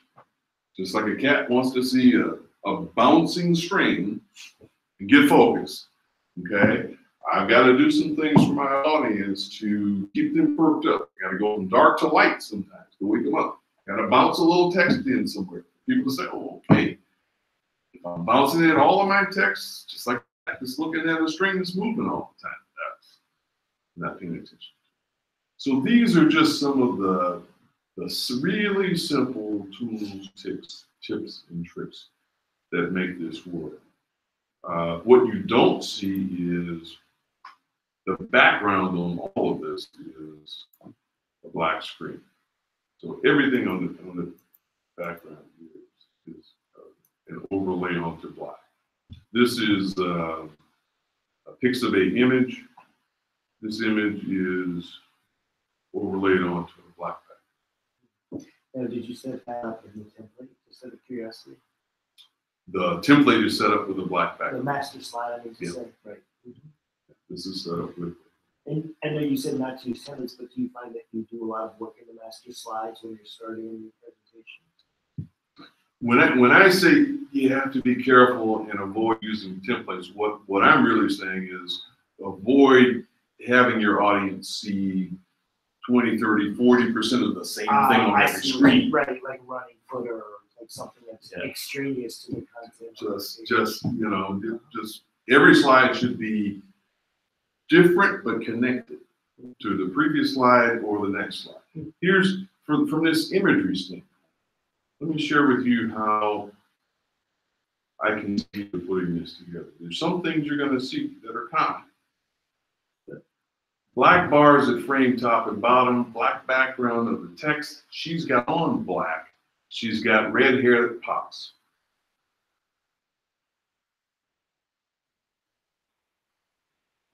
Black shirt, dark background, black man, black beard, red book that pops.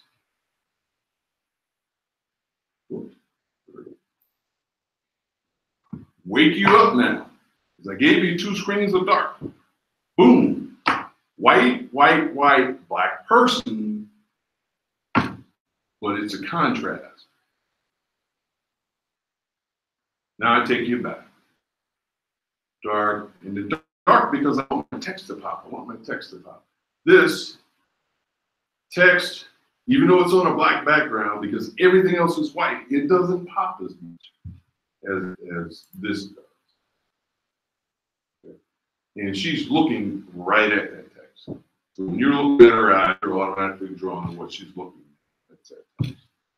Now, this is a level of thinking through this that your early user or your basic user isn't going to go through. But at the same time, it's these nuances that are part of the development. And think about it, this isn't hard. You just have to think it through a little bit. Have some experience and some patience. Looking for your images takes the most time because you've got to sort, unless you use, unless you get a subscription to an image service. If you're using free images, you've got to go through the commons and you're looking forever to find them. But as you can see, you can get some really great high quality images. We do screen theaters for some of our presentations, and these things project just like you see here. I mean, they're clear and they're common, no cost, no license. It's a beautiful thing. Pixabay. Any questions about it? How long did it take you to? Presumably, you put this together in pieces in different contexts. This was built. This was built just for this session, okay. And all in. If I was just sitting down working straight through, it probably took 6 hours. If I was just sitting down working. Now, 2 of the hours was figuring out what I was going to present, and then figuring out what the flow was going to be before I even started looking for it. Another 2 to 3 hours was finding the right imagery, because I had to collect this one at a time. I lucked out a little bit because I said that the silhouettes would work out well, which means that I went to this artist on Pixabay. I began to search all of his work, and all of these same silhouettes came up. And they're all related to mental health. So we're right on the money. So they're related to mental health and not related to general thinking. So I had to manipulate them by taking the text and making sure the text tied it in. But it really was, I did not use the ones with the back of the skull falling. But these are mental health images. This is a mental health image. And you can see that it clearly applies to me. So, yeah, altogether it's But so in terms of learning curve, to get to that level of proficiency, I mean, how long have you been working with PowerPoint? How long? I produce, we have done many weekly presentations. Last year, I was producing a training PowerPoint every week for 4 weeks. And it was a 2-hour, hour and a half PowerPoint. So at this point, you rarely have to say, okay, where's the menu to do this? I mean, you've got the sort of technology completely. If this was a longer presentation, I would show you how you can create a PowerPoint-ish video that's narrated. Because PowerPoint gives you the ability to run through these slides automatically, set your transition times, and narrate across slides. So I can send you the file, you open it up, it'll run itself, and you'll hear me talk. That takes a power user to get all of that right. Your timing's got to be right, your sound's got to be right, all the elements have to be right. That in and of itself could take you several hours just to get the transitions and the voice and everything just right. But once it's done, it's done. And it's a heck of a lot cheaper than paying somebody, $1,000 for a video, for a 30-second video. You can do a 30-second PowerPoint, do it at your desk with the right microphone and other equipment. Some people do it with the microphones that are built into their tool.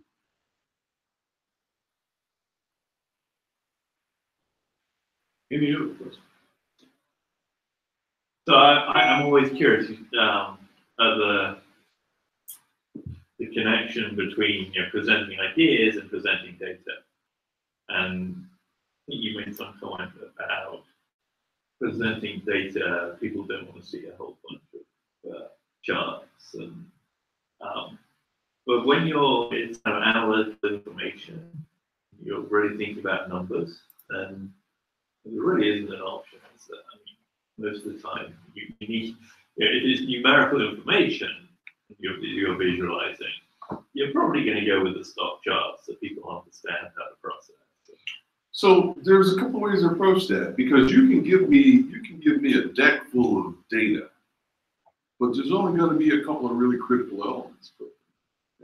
So with that in mind, you can take those critical elements and build a narrative around those critical elements that I can visualize. And then you can give me that content for later consumption. Right. The whole point about PowerPoint is I'm not trying to make my audience consume every single thing on this screen. What I'm really looking to do is have the equivalent of a TED Talk where this content frames me as I'm having a conversation with you. But as Linda said earlier, everybody's not great when it comes to extemporaneous speaking. Okay? So what do we do in the meantime? We find a balance between imagery and real text content. And it should never be this much presented at one time to anyone. This is just way too much. But then now I can give you this to take away, right? I can give you this, and this is a good takeaway. That's the issue. But what's the critical? What's the primary piece that I want you to do? This is what I want you to understand today. The rest of this supports this one side, right? So this is where I need to focus in my presentation, which is why we went from this image to taking it down to here, where I begin to direct what you see, right? To then saying, that's not good enough. Let's go here. Let's go to something that gives us that same data, but visually. But now I'm giving you all of this data and the visual imagery. It's kind of a bit much. I want you to follow me as I slowly take you through this. This word deck, right, kind of conveys something completely different from what you're doing. Which is you're giving someone a deck of information and you're not really presenting. And when you say templates, are a bad idea. I mean, Pricewaterhouse, some big consulting companies, they want to brand every page because people can be printing this out.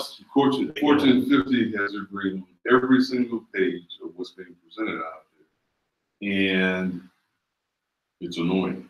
It's annoying, but they don't want to give that stuff away. They want to say, we produced this. Yeah, it's really annoying. It's the opposite of following. If I'm giving it to Linda and she's going to take the deck with her, yeah. If you want to brand every page, if you want to put your copyright on every page, that's fine. Yeah. But not branding the visual that's behind me when I'm presenting. Yeah. But then you'd never say this. People say, can you put the deck online? It's like, well, you know. My approach to this content would be the approach that starts here, where we begin telling a story and the visual supports the story. Yeah. What this basically says is, this isn't, you can't effectively circulate. I mean, if I gave you this PowerPoint, this would be a really boring thing to sit at your desk and go slide by slide through. You'd rather see that cone of experience than this, right? So this is strictly for presentation, not for distribution. It's almost like the abuse of PowerPoint that people complain about is it's not a very good way of conveying detailed information. People try and pack all that stuff in there. Well, you want a Word document. It's great at this. You're doing a fantastic job. But, you know, just giving a talk, because you say giving a TED talk, and circulating information, totally different. Everybody's familiar with the formula, Einstein's theory of relativity by formula E equals mc squared. Everybody knows visually what that is. E equals mc squared. If you and I were having a conversation and I was getting ready to explain to you what E equals mc squared is, without a whiteboard, you'd be lost pretty darn quickly. I mean, some data elements are not meant to be conversational. They're meant to be instructional in the way they're delivered. PowerPoint is more conversational than instructional if it's being used by a nonprofit. Now, if I'm a data analytics company, PowerPoint can be instructional if everybody in my audience is of the same mindset and they want to see the data structured a certain way. But as a nonprofit, we don't have the luxury of saying, number one, everybody in my audience is going to fit the same profile. Plus, I'm looking to build an emotional connection to my audience. Therefore, the data alone doesn't do that. But the visuals help build that connection to my audience. Therefore, I need some balance between the two. You'll notice that the content that I delivered here is only anecdotal on this particular slide. On the other slides, there are hard, fast numbers associated, right? So we're delivering data, but we're delivering as much data as I'm comfortable with you trying to absorb really quickly. Okay. Pitching, you know, a grantor. Okay. So are you saying then it's better to do a presentation this way without branding like you're talking about, and then maybe we'll do a separate Word document that has more text? So you would rather do it that way rather than, because I think some of what happens is people try to combine the two. Yeah, they do. And they think, so you think it's better to treat this as a presentation, not as something that you're going to leave behind. You do this for a presentation purpose only, and then you have a more detailed Word document or spreadsheets, you know, budgets, other things like that that you might leave behind to support the story that you told. Summary for my proposal. Okay. My executive summary for my proposal would be my PowerPoint. And then everything else in my proposal, all the data, would be available for them to review at their leisure. Because most of the people that review your proposals, the first thing they go through in detail is the executive summary. And then they begin to choose what section of the proposal they feel is most important next. You'll never know what that table's looking for. So they need to drive themselves. So it's self-service with regard to the data, but that presentation, that pitch, should be that executive summary visually represented with only the core data that you feel is important to get over to them. Because the executive summary can have a ton of stuff in it too. Okay. One of my first jobs involved a company that was keeping annual reports for thousands of companies. Every year, there was someone whose job it was to maintain these things, and you can go and request. Back then, an annual report had very few pictures in it. It was a whole lot of text. Yeah. Now, if you ask the annual report, it's kind of it's visual. It's visual. It's all visual. Yeah. And we're only going to go further and further that way as our future generations become more visual in the information that they choose to consume. It's only going to go more that way. And It's my battery. Video rules the day. Yeah. There you go. Anything else? You all know this stuff already, but I hope that not focusing on the functionality, but focusing on the content and blending in the tool is a better approach. I think that's a really great way to show it too. I just think that's a really nice. Yeah. Kind of like why and how. Thank you all for coming out to the meetup, and thank you for organizing.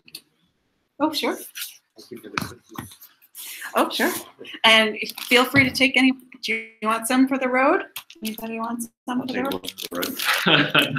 Take as many as you want for the road. You know, I have children. Oh, what are those? Feed some children. Sure. Probably won't get finished. You know, this is oatmeal raisin. If you want to like pretend they're relatively healthy, you know. Thank you very So much. feel free, because you know, rather than taking them home with me and eating them all myself. You know what? Actually, I'm gonna make a little. I'm gonna make a couple. Go right ahead. So who's presenting our work? I'm sorry. What? Who's presenting our work? I didn't. Oh, you're gonna do it as well. Okay. Is that the next session? Is on Yeah, Microsoft It's Word? gonna be on. Yeah, we're going to put all three together in correspondence. Nice. So, Oh. Well, that was one question I did wonder about actually, because I have a hard time moving things from Excel tables into, what do I say, into PowerPoint, where just those tables seem like they just don't work the same way somehow. You mean if you were trying to automatically update PowerPoint? Yeah, exactly. For example, like that updating and then just making them look pretty in PowerPoint. They just don't seem like they format nicely. Okay, so I'm glad you said that, because what I'll do is I'll very quickly go through creation, transition, and then and final. And I'll come up with a table we can use across Excel, PowerPoint. If it's just a visual, right, you want an EMF. Well, you can update your Excel spreadsheet, and it'll update your Right. table in PowerPoint, which is really what you want to try to do. Especially if you've got a table that's got a lot of data in it. And the PowerPoint piece just shows results. You really don't want to have to manipulate that too much in PowerPoint. And here's one more random question. Do you, which is not really a technique, I mean, so the kind of the how doesn't, the big picture doesn't change, but some of the details do. Have you done any of this stuff in any of the alternative, like in Suite? Or do you find yourself in Prezi? Yeah. Mm-hmm. What I like about Prezi is Prezi will give me, and Prezi is another tool, folks. It's an alternative to PowerPoint. Prezi will allow me to identify a particular field within the page that I can click on and stuff happens. Mm-hmm. You know, I can That you preset up.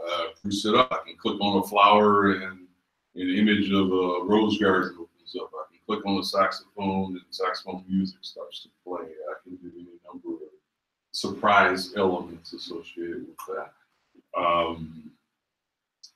I think you need to be really good at PowerPoint to get the mindset of presenting before you then take it to Prezi. It's just like I would not let my 16-year-old learn to drive in my Just no, it just ain't gonna happen.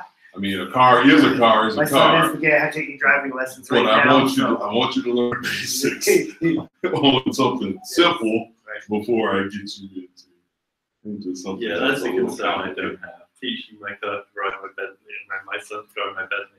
No. Well, I guess a better. Putting my son in the CRV, that's enough. Right. Right. That's a better analogy than a race car. Yeah. Versus a race No, car. I Not think a Bentley. Bentley is, I mean, that would be a good problem to have. If I had a Bentley, maybe I would try it. Yeah. Maybe I could I afford don't the think mechanics. I'll ever be Bentley. Well, thank you. This was really. Okay, well, good. Really interesting. Yeah, same Yeah. here. And we look forward to talking to you about communications because again, we've got a lot of nonprofit clients and we're a small organization. And It's a panorama.